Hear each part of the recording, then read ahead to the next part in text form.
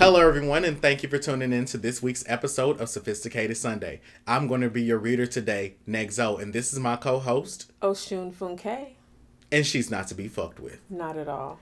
So, this is the state of, this video is talking about the state of African spirituality. You can think of this as, as pretty much like a town hall meeting. So, how the old folks like to say it, a come to Jesus meeting when everybody's in trouble or when we got to make an announcement about something. Because I wanted to talk about African spirituality, pride, unity, and what African spirituality means to us on a personal level and what pride and unity looks like for us on a day-to-day basis. So my first question for you was, do you think the general public is going to become more or less accepting of African spirituality or African traditional religions even though they're becoming more popular in Western society? In Western society, yeah. I do. Mm-hmm. I do.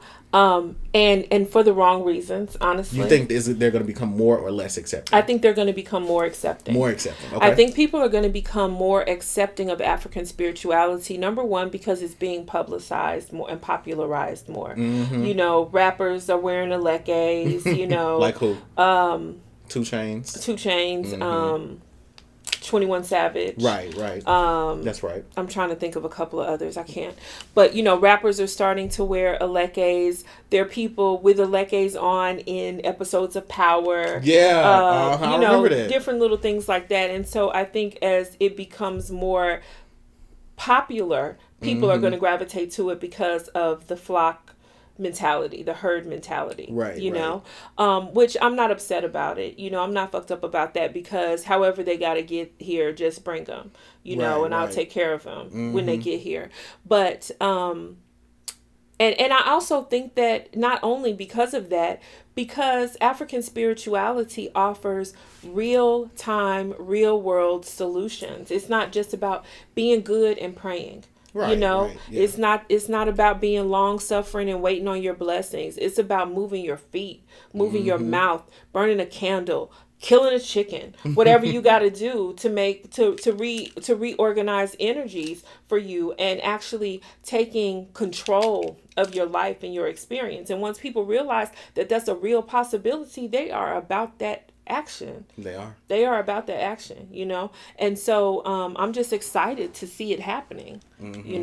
Yeah, I'm excited as well. I think people are going to become more accepting of African spiritual traditions as well too, because I know that a lot of people are leaving the church and they are becoming more agnostic, not so much atheist, but a lot more agnostic, searching, believing there's an out there, searching for something and not sure of what that is, and then they encounter African spirituality. They may, in their mind, they are working through certain prejudices that have been that they've been programmed to operate on, but they are also feeling divinely called to the same thing that they are fearful of at the same time. Right.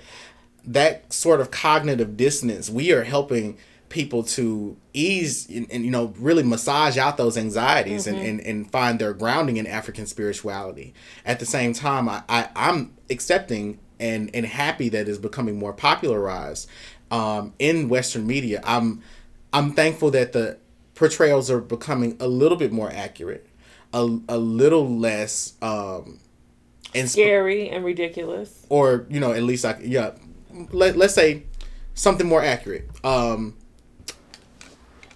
interpreted through a Christian framework, which makes them scary and ridiculous. And so I'm happy for that. I'm thankful for that. I am. How do you feel about people being resistant towards learning about or wanting to experience or initiating into African spirituality? Fuck them. Fuck them. I feel like everybody can't come. Right. And I'm not going to sit here and convince you that I got the smoke. I'm just going to set the fire and fucking walk off. You get what I'm saying? And those who survive will. And those who don't, we're just holding us back. We're only as strong as our weakest link. So I don't spend a lot of time trying to convince people, and make people feel comfortable with who they actually are and where the juice is. You know what I'm saying? It's like, I can tell you that it's good.